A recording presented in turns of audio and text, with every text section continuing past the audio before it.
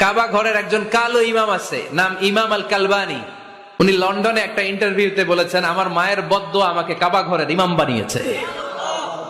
লন্ডনে একটা কনফারেন্সে উনি ইন্টারভিউ দিচ্ছিলেন। ওনাকে বলা হলো, কাবার সব ইমাম সাদা ইমাম, আপনি কালো মানুষ, কেমনি ইমাম হইলেন? উনি বললেন, আমার মায়ের বদ্দুয়া আজকে আমাকে কাবা ঘরের ইমাম বানিয়েছে।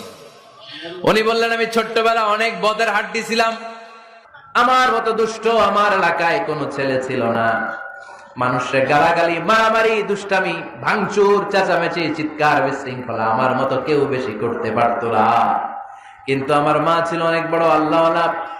আমার মা জানতেন আল্লাহর কাছে দোয়া করার কত বড় পাওয়া। আমার মা যখন আমার উপর রেগে যেতেন, আমার মা জানতেন রাগের মাথায় বদদোয়া দিলে বদদোয়া কবুল হয়ে যাবে। এজন্য যখনই আমি বেশি দুষ্টামি শুরু করে দিতাম, আমার মা রেগে আমারে বদদোয়া দিয়ে বলতেন, আল্লাহ তোরে হেদায়েত দেখ, আল্লাহ তোরে কাবা ঘরের ইমাম বানায়া দে।